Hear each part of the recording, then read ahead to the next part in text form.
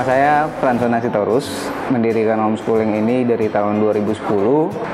Awal ketika mengajar, saya menemukan ada banyak hal anak-anak yang dicap bodoh. Ternyata setelah melakukan pendekatan personal, saya berpikir bahwa ada perlu pola pendidikan yang berbeda dengan formal untuk anak-anak tersebut.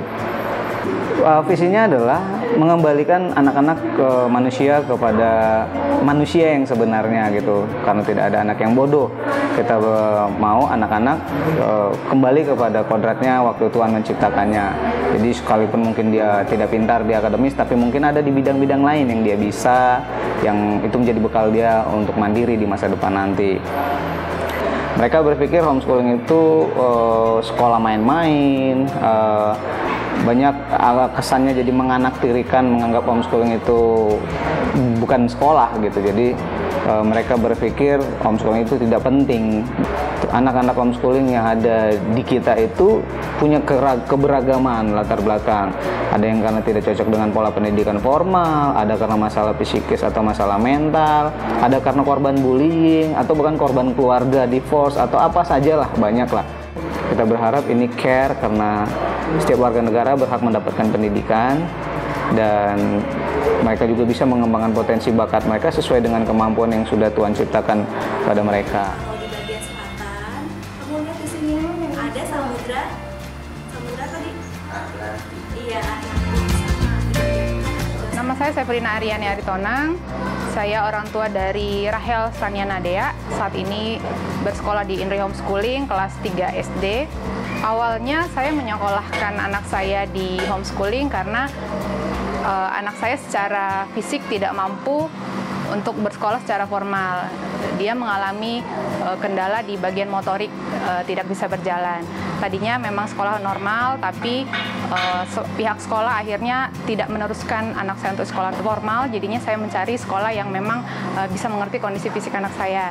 Harapan saya sih bahwa sekolah homeschooling ini bisa sama seperti sekolah formal pada umumnya, khususnya di Jakarta ya. Jadi anak-anak juga berhak mendapat pendidikan yang sama dengan anak-anak yang bersekolah di formal.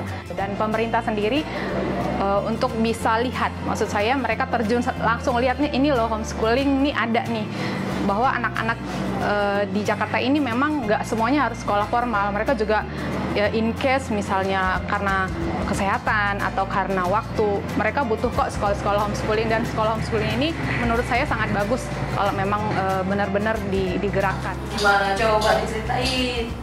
Adanya uap air Ya. mengalir ke atas dan dibantu oleh angin dan menjadi awan yang sangat besar, dan awannya sudah berisi dengan air dan menjadilah hujan. Oke, kasih tepuk tangan dong buat Sisi. Saya Fitman Hasiolan Gultom, guru SMA di INRI Homeschooling di tempat ini, khususnya mata pelajaran ekonomi. Beda jauh dengan sekolah-sekolah yang lain. Saya lebih dekat dengan si muridnya. Bahkan nggak hanya ngomongin masalah pendidikan, masalah-masalah yang lain tuh bisa ketemu. Jadi bisa tahu nih karakter si guru dengan karakter si muridnya. Dan si guru bisa tahu nih gimana strateginya supaya si karakter muridnya ini terkontrol. Itu kelebihannya. Mungkin kalau masalah kekurangannya ya paling cuma hanya karena kurang sosialisasi aja kali ya. Jadi banyak orang yang nggak tahu, pasti itu homeschooling. Biarlah pemerintah bisa ngerti dan terjun langsung ke bagian sekolah-sekolah yang formal maupun non-formal dan informal. Khususnya kita yang homeschooling, yang non-formal dan informal. Kenapa? Karena banyak sekali orang tuh berpikiran negatif ya bicara mengenai homeschooling. Jadi mau nih pemerintah bantu dari segi fasilitas boleh, dari segi sarana prasarana, bahkan dari segi akreditasi pun kalau bisa sama kayak seperti formal.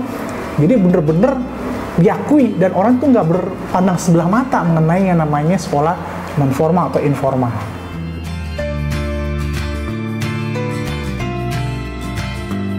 Nama saya Sani Hepianando, orang tua murid dari Nuh Putra Damar Alam, kelas 4 SD, dan Bastian Asra Dwi Putra Damar Alam, kelas 1 SMA. Kurang setuju dengan konsep pendidikan sekolah konvensional sekarang.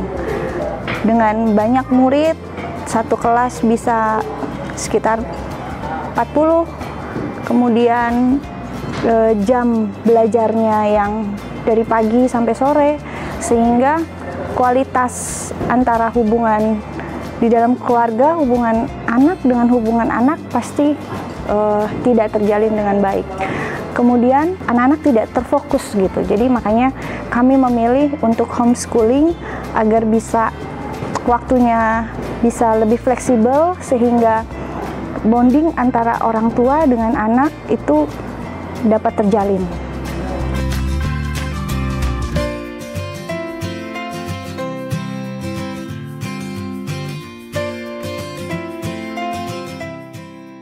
Nama saya Apriyati, saya ngajar di INRI Homeschooling sudah hampir 5 tahun di bidang studi bahasa Indonesia, sosiologi, dan agama. Pertama, kita itu fleksibel, memudahkan anak untuk belajar, karena tidak semua anak itu kan cocok dengan pendidikan formal yang waktunya cukup lama ya, dari setengah 7 sampai jam 3 dan setengah 4, sedangkan kita lebih fleksibel waktunya, memudahkan anak untuk tidak terlalu lama di sekolah. Sepertinya homeschooling sama formal selalu dibeda-bedakan. Contohnya jadwal ujian nasional kita dibedakan, padahal sebelumnya sama, kita siangnya, mereka paginya. Kemudian dibedakan harinya, hari weekend di mana anak-anak bisa berkumpul dengan keluarga harus ujian nasional.